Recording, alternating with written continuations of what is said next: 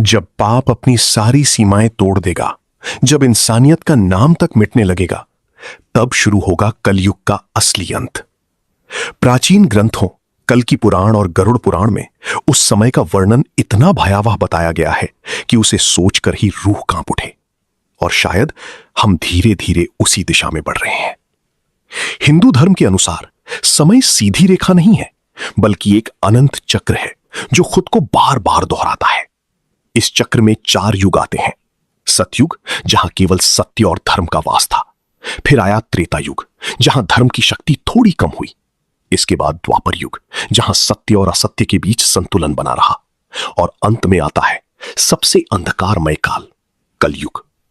शास्त्रों में बताया गया है कि जैसे जैसे पाप बढ़ता है, वैसे वैसे भागवत पुराण में वर्णन मिलता है कि इस युग में मनुष्य सत्य से दूर भागेगा और झूठ को ही अपना सहारा बना लेगा। रिश्ते सिर्फ नाम के रह जाएंगे और इंसान केवल अपने स्वार्थ के लिए जिएगा।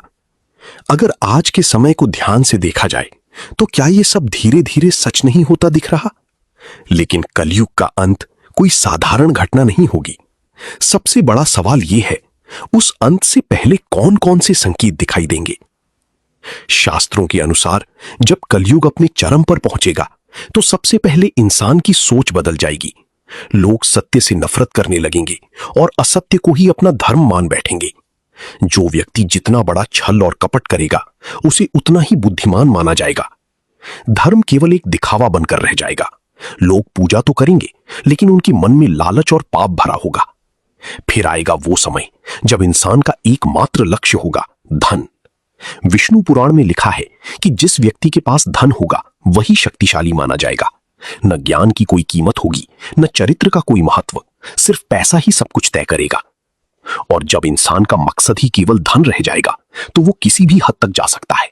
वो अपने ही लोगों को धोखा देगा, रिश्तों को तोड़ देगा और जरूरत पड़ी तो हत्या तक कर देगा।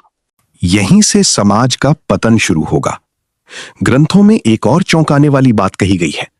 मनुष्य की आयु घटकर केवल 10 से 20 वर्ष रह जाएगी। बचपन बहुत जल्दी खत्म हो जाएगा और इंसान समय से पहले ही बूढ़ा दिखने लगेगा।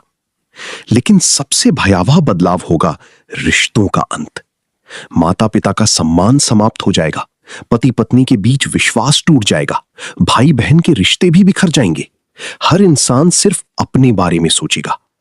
अगर आज की दुनिया को गौर से देखो तो क्या ये सब थोड़ा थोड़ा सच नहीं लग रहा?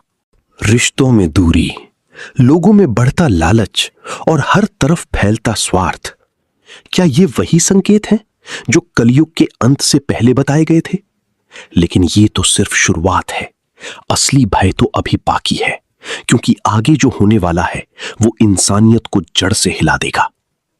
अब तक आपने जाना कैसे इंसान बदलेगा, रिश्ते टूटेंगे और पाप अपने चरम पर पहुंचेगा। लेकिन जब इंसान अपनी सारी सीमाएं पार कर देगा, तब प्रकृति भी शांत नहीं बैठेगी। यहीं से शुरू होगा विनाश का असली खेल। विष्णु पुराण और भागवत पुराण में संकेत मिलता है कि जब अधर्म बढ़ेगा तो मनुष्य के भीतर की दया पूरी तरह समाप्त हो जाएगी। वो केवल अपने स्वार्थ के लिए जिएगा, यहां तक कि वो निर्दोष और असहाय जीवों को भी नहीं छोड़ेगा। गाय जैसे पवित्र पशु का भी शोषण किया जाएगा। जिसे कभी माता कहा जाता था, उसी का उपयोग धन कमाने के लिए होगा। यही वो समय होगा जब इंसान अपनी सारी मर्यादाएं भूल जाएगा और जब तभी प्रकृति अपना प्रकोप दिखाना शुरू करेगी। धरती का संतुलन धीरे धीरे बिगड़ने लगेगा। तापमान इतना बढ़ जाएगा कि उसे सह पाना असंभव हो जाएगा। मौसम पूरी तरह बदल जाएंगे। गर्मी इतनी भयानक होगी कि इंसानों के लिए खुले आसमान के नीचे रहना मुश्किल हो जाएगा और मजबूरी में मनुष्य को जमीन के अंदर शरण लेनी पड़ेगी। धीरे धीरे हरियाली खत्म होने लगेगी। पेड़ पौधे विलुप्त हो जाएंगे। नदियां सूख जाएंगी। यहां तक कि पवित्र गंगा नदी भी सूखने लगेगी। भूख और प्यास का ऐसा संकट आएगा कि लोग तड़प तड़प कर मरने लगेंगे। धरती अपनी उपजाऊ शक्ति खो देगी। अनाज जमीन के भीतर समा जाएगा और जीवन का आधार ही समाप्त होने लगेगा। जानवर भी इस विनाश से नहीं बच पाएंगे। गाय, भैंस और बकरी जैसे जीव धीरे धीरे छोटे होते जाएंगे और अंततः दूध देना बंद कर देंगे। और फिर बदलाव सिर्फ प्रकृति तक सीमित नहीं रहेगा, इंसान का शरीर भी बदलने लगेगा। उसकी लंबाई घटकर कुछ इंच रह जाएगी और आयु सिमटकर मात्र 10 से 20 वर्ष रह जाएगी।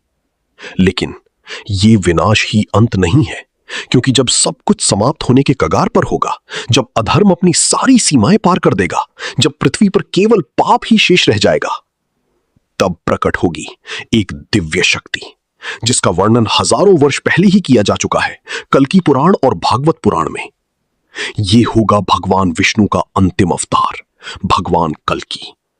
जब पूरी दुनिया अंधकार में डूब चुकी होगी, तब आकाश में अजीब परिवर्तन होंगे, धरती कांप उठेगी और उसी क्षण एक दिव्य स्वरूप प्रकट होगा।